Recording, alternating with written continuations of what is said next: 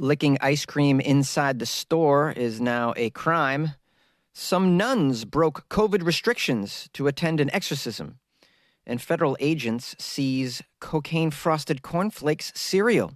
These are the weird stories for Monday on Weird AF News, the only daily weird news podcast hosted by, that's right, a comedian. And sometimes I'm even funny. Here's your news. Licking ice cream is now a crime in Arizona if you do it inside a store. Disgusting food and drink challenges are to blame for this. You guys know the ones, like putting licked ice cream back in a store freezer. You've seen these challenges. You lick the ice cream and you put it back in the freezer. How many videos have been shared of this kind of deplorable human behavior? Well, this could result in jail time for some people in Arizona. The Governor, Doug Ducey, is signing a new anti-tampering law. Ooh, no more tampering. They always have fancy words for the most just disgusting behavior. Like, what does tampering cover? Well, it covers licking ice cream and putting it back in the freezer. It covers taking a dump in the middle of Walmart. State Senator T.J. Chope said last year when he introduced a similar bill that existing statutes made it difficult to prosecute people for contaminating store food or drinks. That proposal didn't make it, but this year's version of that proposal found support. Well, good, because people shouldn't be contaminating store food or drink and then getting away with it, not during a pandemic or not during any time. What was that woman in Walmart? She rubbed potatoes on her butt and then put them back. I think I covered that one. That was more of a visual story, really. Some of the stories I try to cover on a podcast, but this is more of an audio format. You really needed to see the woman rubbing the sweet potatoes on her butt crack to really get the full force of the story. This new law in Arizona makes it a Class 1 misdemeanor to intentionally introduce or to mingle, quote, any bodily fluid or foreign object not intended for human consumption with water, food, or drink. That's if a person actually consumes the produce or the damage of the contamination is at least $1,000. Okay, let me wrap my head around this. You're not allowed to introduce intentionally or to mix any bodily fluid or foreign objects not intended for human consumption with water, food, or drink. I guess that covers a lot of things. But all right, I'm not going to go there, but some people do things. Some people are into very strange sexual things, and they would make an argument that, some of that bodily fluid, it's intended to be consumed. This says here, it's if a person actually consumes the produce or the damage of the contamination is at least $1,000. Well, if you're licking ice cream, I don't think that damages $1,000. It's just ice cream at that point. If you licked all of the ice cream in the store, that might be $1,000 worth of damage. And then this other thing that confuses me. It says if the person actually consumes the product. So unless someone actually buys the contaminated product and consumes it, only then is it a Class 1 misdemeanor? I mean, it should be anybody caught on video doing this disgusting behavior can be prosecuted. I mean, end of story. I mean, I'm not a lawmaker, but that just seems the proper way to do it. It says here, if nobody consumes the contaminated produce, okay, so now we're getting into the specifics. If nobody consumes the produce and the damage is less than $1,000, it's still a Class 2 misdemeanor with the potential for 4 months in jail and a $750 fine. Okay, so it at least appears that they're trying to cover all their bases. What is the jail sentence for the Class 1 misdemeanor? It doesn't say. The end of the article says it's unclear how many people are still trying the ice cream challenge, but enough revolting videos surfaced in 2019 to dispel any notion that this was just an urban myth. It seemed to start with a video of a Texas teenager licking ice cream and putting it back that went viral, leading to her referral to the juvenile justice authorities. The act was followed by multiple copycat videos, including a Louisiana man who was later told to pay over $300 or serve 34 hours of community time. Another ice cream licking Texan who was sentenced to 30 days in jail plus fines and restitution. And a Florida woman who was charged with a misdemeanor after filming her daughter licking a tongue depressor in a doctor's office. Instances of the trend in 2020 have had a coronavirus motif, including a Pennsylvania woman who caused over $30,000 worth of food to be destroyed after she intentionally coughed on it, and a man being charged for licking a row of deodorant cases after asking on video, "Who's scared of coronavirus?" Okay, so Arizona and other states, it looks like. I think Texas should get on board with this as well, because it sounds like a lot of people doing these challenges in Texas. These disgusting food licking challenges. Yeah, people need to be prosecuted more than ever for this, especially during a pandemic, as I've said. Nothing funny about that. This is just some serious degenerate behavior that we need to get wrangled. Yay! Irish nuns broke COVID restrictions in order to attend an exorcism. The video has appeared fairly recently. Apparently, the exorcism occurred on December 8th. The video shows the exorcism and a subsequent mass in Herbert Park. The event attracted around 70 attendees, despite outdoor gatherings at the time being limited to 15. The mass was run by Friar Giacomo Bellini. What he's doing in Ireland, I have no idea. He told the crowd at the gathering that, quote, "No human power can take away the right to say mass." Well, is this mass or is it an exorcism, Friar Bellini? Bellini, isn't that a wine-related cocktail? That's just how'd you like to be named after a beverage? Go ahead, Friar Bellini. How am I going to take you seriously? You're named after a beverage. Friar Bellini is a member of the Society of St. Pius Resistance. Oh, this sounds like an anarchist group, not a religious society. This is a splinter group of the controversial SSPX, which was founded in 1970 by a former bishop who clashed with the Vatican and over reforms. Oh, this is a very outre, avant-garde religious sect. What's going on? Did I wow you guys with my vocabulary? Friar Bellini has been operating from a farmhouse in Cork. It says here, neither of these groups are in communion with the Catholic Church, and neither has sought any permission for these activities from the Diocese of Cork as well. This is unbelievable. These, you're going to gather outside. You're not even... This isn't sanctioned by the Catholic Church, A.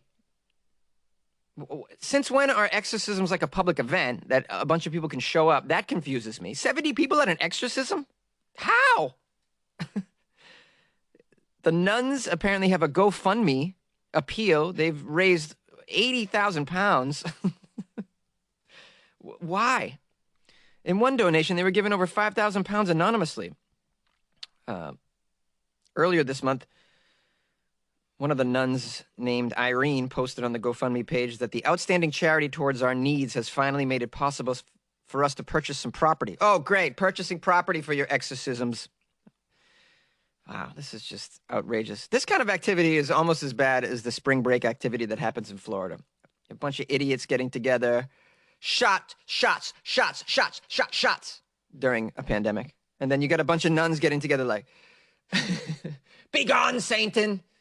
The power of Christ compels you during a pandemic." Also unacceptable behaviors. But, when you do it under the guise of religion, everybody's supposed to just say, "Oh, that's okay," and give you money so you can buy property to do more of this nonsense. And that's what's going on. Look, these are trying times. I'm not going to say you can't have exorcisms right now. I think a lot of us feel like we need an exorcism. I don't know about you, but I felt like I've been going insane in the past year at various intervals. I'm wondering if I have a demon inside my brain. It feels that way. But then I just drink it away like a normal person. But some of you, the alcohol is not going to work. You really have a demon inside of you. And in those instances, an exorcism might be appropriate. I don't know if these things are real. I don't know. I've seen YouTube videos of people getting exorcisms, and it looks like something's going on to me. I don't know what that is. But you should be granted one if you seriously need some. And the church has investigated the situation and decided that, yes, indeed, some resources should be spent to send a couple of the homeboys to your apartment with a Bible and a cross and some holy water to stop you from having your head spin around 360 degrees and puking green slime against the walls and touching yourself. You should be granted that if you need it. But it shouldn't be happening with 70 people in an arena. Certainly not. That I'll say that. You like podcasts? You're listening to my podcast. Maybe you thought to yourself, I'd like to make a podcast. Too difficult? No, not with Anchor. Anchor has free creation tools that allow you to record and edit your podcast from your phone or your computer. Anchor distributes your podcast to Apple, Spotify, Stitcher, and more. They have advertising integration, so you can even make a little money off your podcast. Everything you need to make a podcast in one place. Download the free Anchor app or go to anchor.fm to get started. And good luck with your podcast. Good luck with your creation. Good luck with your life, man. Federal agents have seized cocaine-coated Frosted Flakes, and they're great. Earlier this month, U.S. Customs and Border Protection officers in Cincinnati intercepted a shipment of cocaine-coated cornflakes originating from South America. The shipment was sent from Peru and destined for a private residence in Hong Kong. And the shipment was detected, guess by who, guys? Can you guess? By a drug-sniffing dog, our hero of the story. Upon closer inspections of these Frosted Flakes, officials noticed white powder and a grayish substance coating the cereal's flakes. Officers tested the flakes and powder and found they're great. They found that they contained cocaine. If you don't know, cocaine is a Schedule II substance under the U.S. Controlled Substances Act. These sound like the greatest tasting Frosted Flakes of all time. And, maybe the breakfast of champions here. Before we make fun of this product, let's just give some credit to the, very crafty individual who decided to put the cocaine in the Frosted Flakes. I would have never thought to do that. I can't believe they found him. Wow, this dog. Here's a quote from one of the narcotics officers. The men and women at the port of Cincinnati are committed to stopping the flow of dangerous drugs, and they continue to use their training, intuition, and strategic skills to prevent these kinds of illegitimate shipments from reaching the public. Yeah, but what about the dog? What's the dog's name? I want to know more about this drug-sniffing hero, the dog. It says here the total of frosted cocaine cereal that was seized is estimated at $2.82 million and nearly 50 pounds of cocaine cereal. Frosted yay. Frosted nose candy. Frosted dust for your nostrils. Good times, good times. Listen, I'm going to tell you right now, I've cut down on sugar. And Jonesy, where are you going with this sugar story? Yeah, just give me a second. I've cut down on sugar. And Frosted Flakes is such a sugary concoction in itself that if I was to eat a bowl of Frosted Flakes right now, I would feel like I had cocaine. That's how I would feel, because I've just been cutting down on the sugar. It's already a rush, this Frosted Flakes. It's so loaded with sugar. I can't imagine what it would do. It'd be covered in cocaine. Now, to stay on the topic of sugary cereals, in my opinion, the most sugary cereal of all time is Lucky Charms. Do you have this in other countries? Stay away. Stay away. It is definitely a highway to diabetes, Lucky Charms, for sure. But delicious, nonetheless. People hide drugs in the craziest of places. I did a story about, heroin bananas. This stuff is just, nothing is off limits when it comes to drug smuggling, it seems. To put them in the Frosted Flakes, though, that's something that Tony the Tiger couldn't have never predicted, for sure. Hey, kids, breakfast of champions. Cocaine flakes. How do you like your cornflakes, huh? Sprinkle a little sugar on there? Yeah. More like a little nose candy. Hey, thanks for joining me on this Monday episode of Weird AF News. I hope I'm starting your week off on an entertaining note, at least. Maybe you even learned something. I got a lot of emails over the weekend. I want to thank everybody like Connie, Angela, Sydney, Jessica, Julie, Krista, Christopher, Lauren, Lily, Christina. Got a lot of emails. It was wonderful. A lot of Florida articles were sent. Big shout out to everybody who dropped me some Florida articles. Appreciate all of you. I got a nice review, too, that I'd like to read on Amazon. I don't think I read this one. It's from DJ Heenan. Did I read this one already? I got 5 stars from DJ Heenan, which is I wonder if this is a real DJ. DJ Heenan spinning up the 5 stars. It says, funny stories, great price. I like that. Funny stories, great price. That should be my catchphrase. Great price. Yeah, the price is free, everybody. It says, still the best, quote, news on the internet. Been listening 3 years now, and Jonesy just gets funnier. Can't beat Florida Fridays. Would give 10 stars if I could. Great laughs for free.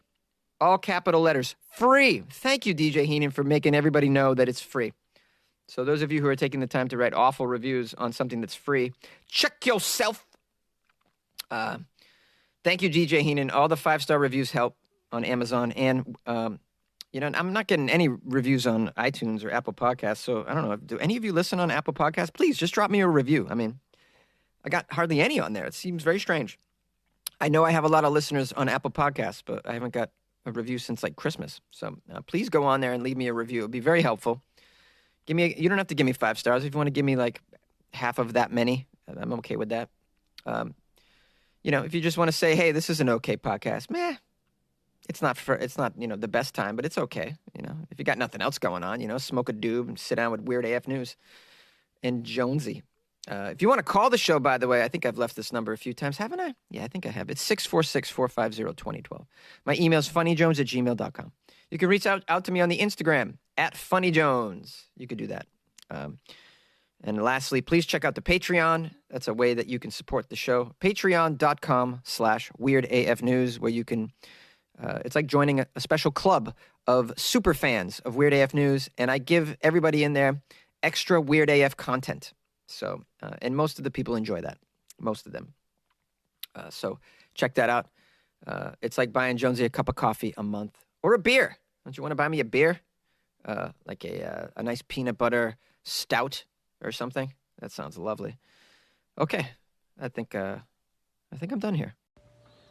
Oh, hell, Jonesy, is that true, man? I guess I've been stabbing myself for the last 4 to 5 minutes in the left leg with this EpiPen my cousin left here after she got stung by a bumblebee about 2.5 years ago, and I got a job interview in about 3.5 hours. I don't even know if I can read the clock. Shit, I shouldn't have had so many bush lights. Damn you, Busch Gardens. Hats off to those 2 broads. Excuse me. 2 young ladies that be dressing like a couple of old Hagathas that went to go get their inoculation or immunization or stabbing with a needle that gives you no more COVID, whatever it is. I know you got to go back and get a second one. This may be tough to wear the same costume but yet in a different desirable destination. Jonesy, stop me.